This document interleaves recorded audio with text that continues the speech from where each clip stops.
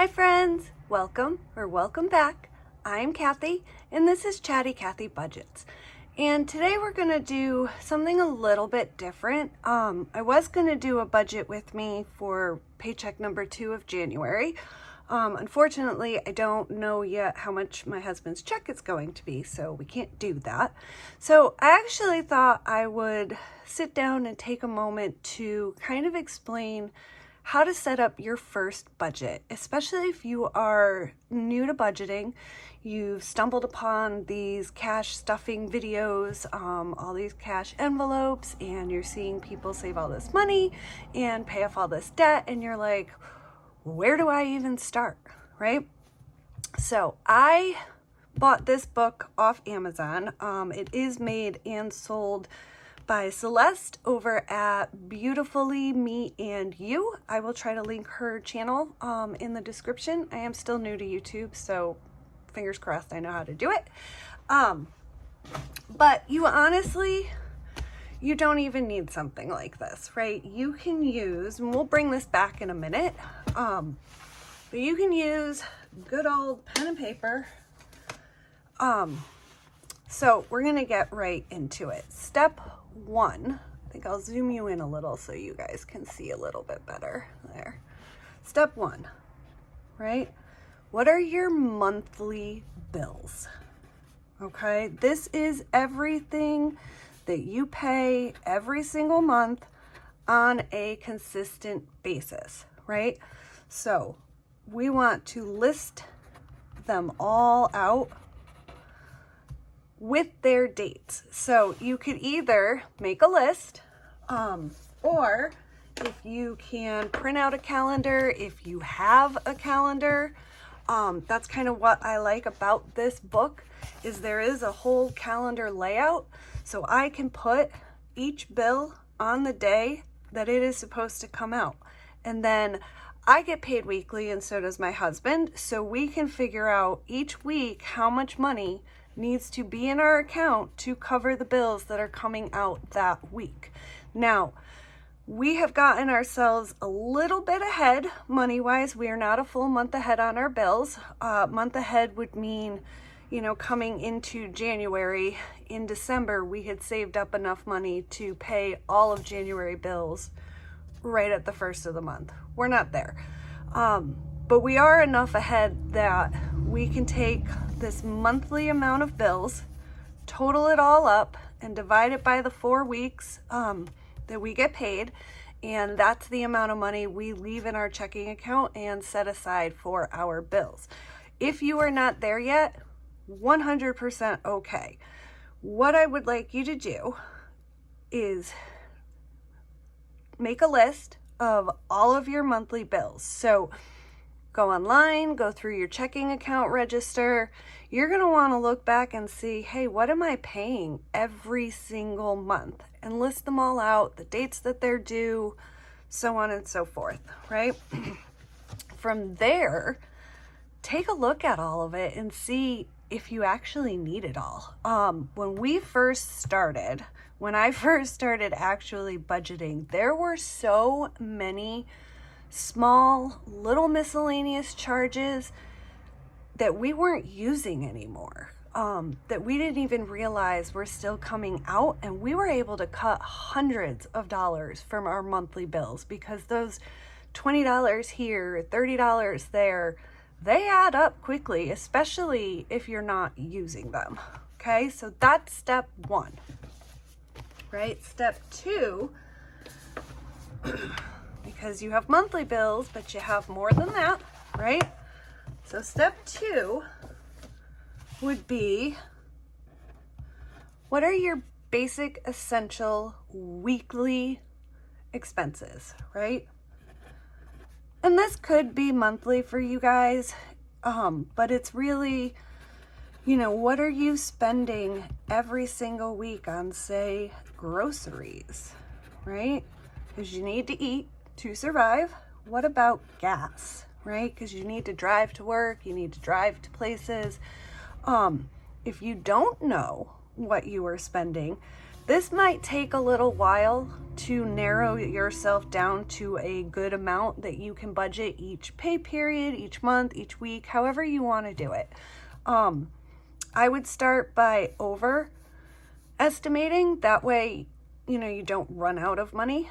But each person's weekly expenses are going to differ, right? But the basics would be groceries, gas, right? We need groceries, we need to eat, you need gas to drive your vehicles, okay? Personally, we do groceries, gas. I also do my kids' allowance. We have a cat, so we put a little bit of money aside for her food, for her litter, and then scripts or medical, however you want to call it. This is for any prescriptions that we have, or anytime we need to buy, Tylenol, Motrin for us, for the kids, anything like that. That's what those are for, okay? So, number 3, this one's going to take you a little while, but if you're really committed and you really want to narrow down a budget and stop having things come out of your account that you didn't plan for, that you weren't expecting, is going to be your annual bills or subscriptions, right? These are the things that come out once a year that if you are not budgeting, and I can say that because I was not budgeting and these hit me all the time. If you're not planning for these, they're a big surprise, right? We tend to forget about them. They only come out once a year. So this might take you longer. What we did was I literally went through an entire year worth of checking account transactions to narrow down what these were. Okay, so yes, it takes a little while, but it is so worth it. So worth it. And then number 4 would be if you have any quarterly bills, right? These also, it's only once a quarter, but they're easy to forget about too if they're not these every single month consistently occurring transactions. So these could differ. Obviously your annual bills are going to differ as well, but for us, primarily it is our trash removal and our water bill. These only get charged quarterly. So we have set up sinking funds for both of these. Now, what are sinking funds? I know you're asking. Sinking funds are just that. They're short-term savings accounts for things that come up that you didn't plan for, that aren't in your budget, that can literally sink you, right?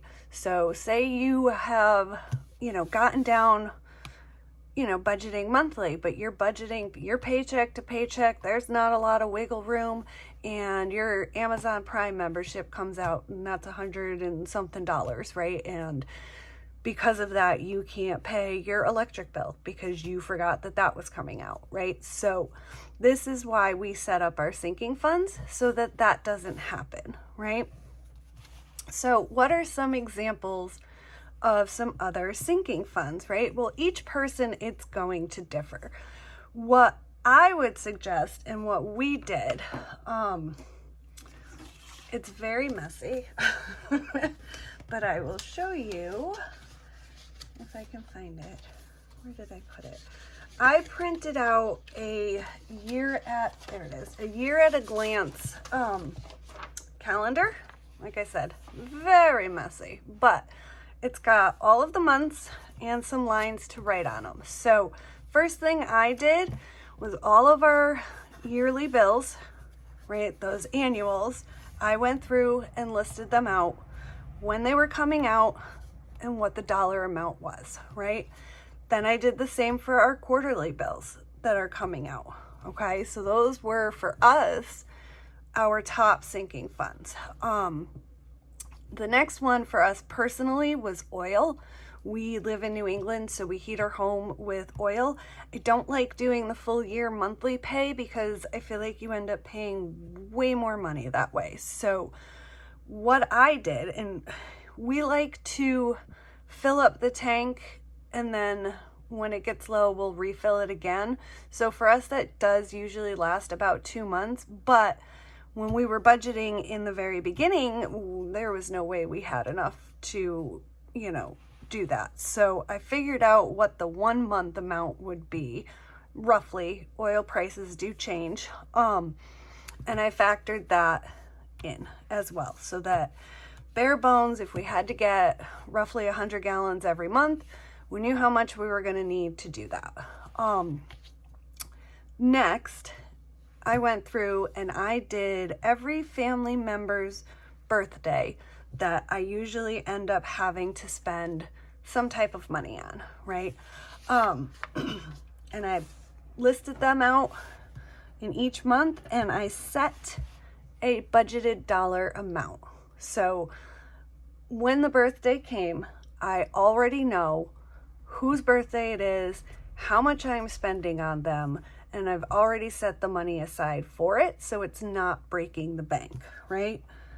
Because birthdays we can forget about, then we can go overboard, and then that can also sink our budget.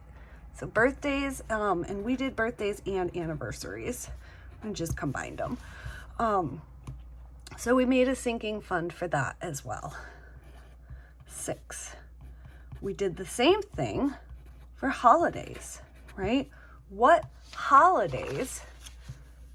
Map it out throughout the whole year, what month, and set yourself a budget, right? The birthdays and anniversaries and the holidays are nice because you can set the budget. Your annual bills, your quarterly bills, that's a bill. So you don't really have a say in how much that's going to be, right? But you can still, while you're saving money, while you're trying to pay down debt, you can still, enjoy friends' birthday parties and come with a gift as long as you plan for it and set yourself a budget, right? So my children, I budget higher, obviously, than my parents, right? And then same thing for holidays. What holidays throughout the year do you spend money on, right? And then set yourself a budget for how much you want to spend on that holiday. The only exception to that, and that's going to be number 7, is we do a separate fund all together for Christmas, because Christmas is expensive and it comes same time every year. So we figured out what we want to spend each year on Christmas. Divide that by 52 weeks if you want to put in a weekly amount, monthly amount, however you want to do it. And then you set aside that amount every paycheck, and that by Christmas, you should have that dollar amount. And then at Christmas, when you start your Christmas shopping, now you know what your budget is and you stick to that budget as best as you possibly can, okay? So for us, that was number 7, okay? Another one that I put on here, it's small, but vehicles, right? Depending on what state you live in, you may have to register your car every year. You may have to register it every other year. Whatever it is, try to look back and get like an estimated amount and know when it is coming due so that you can slowly, again, every pay period, save up for that. For us, it's car registration and taxes. In the state we live in, we have to pay annual taxes on our vehicles, which are hefty. They're about $500 to $600 every year. So it takes a while to save up for that. And I don't know about what state any of you are in, but in our state, if you don't pay your taxes and your registration comes up, you can't register your vehicle, okay?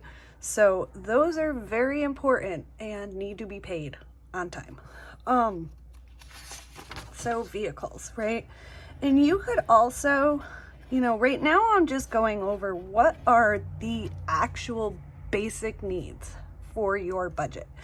Once you get a grasp on these, then you could start planning ahead for longer term savings. So car maintenance, if you want to save up for a new vehicle, anything along those lines. This right now is just a bare bones basic, your first budget, right? What do we spend consistently throughout the year, and how much do we spend on these categories?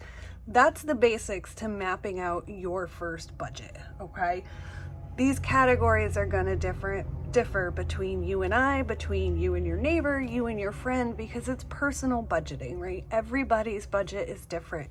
And your budget doesn't have to set you back. It doesn't have to make you feel restricted, right? All we are doing here is taking a deep dive and looking at what we spend money on and taking control of our money, okay? It is a plan, and it does not have to be restrictive. All right, so for us, number 9, we have children. So number 9 for us was school expenses, right? Throughout the year, well, first off, back to school shopping. That's a big expensive one, right? And then I did the best I could. There's definitely more, and this year, as you guys come along with me in our journey, you'll see that there's things that are going to come up for school that I didn't plan for, but that's why we have a school folder, or envelope, I should say. But the big things off the top of my head were back to school, their school pictures. I know in November they have a book fair. In December they have a holiday store where they can do shopping for their family members. So putting a dollar amount again on those, or estimating, school pictures is around $100 for both children. So if you have anything else that you need to plan for, right? That's why I would highly suggest this calendar. I would love to tell you where I got it, but I don't remember. I searched year at a glance, free printable on Google, and this is what I found. So that's how you can find one too. Excuse me, sorry about that. So that is the basics of our sinking funds. I did also set one for pets, vet, because, your pets have to go to the vet every year. That costs a lot of money. And then as you are planning ahead, you can start adding more money to your vet fund if you want to start planning for emergencies. Okay, so that covers our bills, our expenses, and some of our sinking funds, right? So the next step to that is going to be, how much money do you make, right? So you need to figure out what your income is, okay? And if you get paid a variable income, so say you're hourly and your hours may change week to week, I would recommend finding your lowest check amount and budget off of that, because anything over that would be, bonus that you could put in sinking funds, you could put towards debt, you could give yourself a little bit of weekly fun money, you know what I mean? But the basics would be to figure out what is your monthly income, and if you get paid weekly, what is that average, that average weekly income. So then you can go back to your calendar, your first calendar, just the monthly one, okay? And you're gonna figure out how much you get paid, when you get paid, and what bills that paycheck needs to pay, okay? And this may take you a little while to kind of get comfortable with it too. Don't be nervous if when you first do it, you're seeing, wow, there's not enough in this paycheck to pay, this full week. You could ask for more hours. You could try to do, you know, some of the gig work out there like DoorDash, Grubhub, Instacart, you know. There's ways that you could increase your income until you really map this out. So then once you've got your income mapped out, okay, minus your monthly bills, okay, and then minus your weekly expenses, this is what you have towards sinking funds and debt, if you have debt that you want to pay down. So those are the basics. I hope that was pretty clear. We went over how to write our first budget, right? So we need to figure out our monthly bills, our weekly expenses, what our annual bills are, what are our quarterly bills, and then any other sinking funds we want to add, like birthdays and anniversaries, holidays, Christmas, vehicles, school expenses, vet expenses, anything along those lines, okay? And then we take our income, we subtract out our monthly bills, we subtract out our weekly expenses, and whatever is remaining is what we have towards our sinking funds and our debt. What we would do from here is what's called a zero-based budget, okay? And we're just gonna do a makeshift one, all right? So let's say your income is, easy math, let's go with $5,000 a month, okay? Your monthly bills are, let's say, $3,000 a month, okay? Your weekly expenses, okay? Let's say they're about $200 a week. So 4, 6, so that's $800, okay? So that would leave you, where's our nifty calculator? I got a calculator this time, guys. Oh, it's not working. Oh, am I hitting the wrong button? Okay, I don't have a calculator this time. All right, well, 5,000 minus the 3,000 leaves 2,000. 2,000 minus 800, that leaves $1,200. I guess I didn't really need a calculator. And again, this is your monthly, but then you can space this 1,200 out, right? How much do you need for annual bills, for quarterly bills, for your birthdays, holidays, Christmas, vehicles, school expenses, and vet, okay?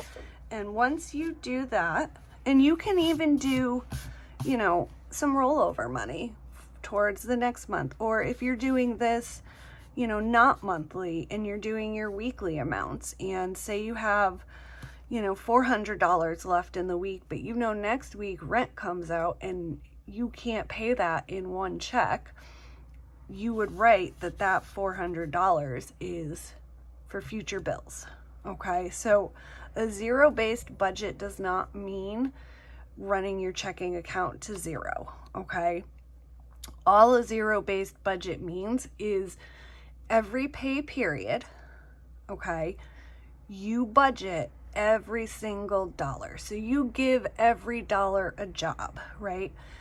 If you want to, say, build up what's called a buffer in your checking account so that if any unexpected bills come out, you're not going in the negative, you would write that, you know, say $100 this week, and you assign it to your buffer, okay? So all you're doing is just assigning each dollar a job. If that job is to just hang out in your checking account for the what ifs, that's okay. That's its job. If its job is, hey, I need this money to stay here because I need it to pay my big, you know, rent or mortgage next week, That's its job. It's for week 2's bills, week 3's bills, however you want to do it, okay? You're just taking a look at your total income and assigning it somewhere, okay? Whether it's your bills, your expenses. If you want blow money, that's fine. Give it an assignment, you know, pick an amount, write it down. That's what it's for.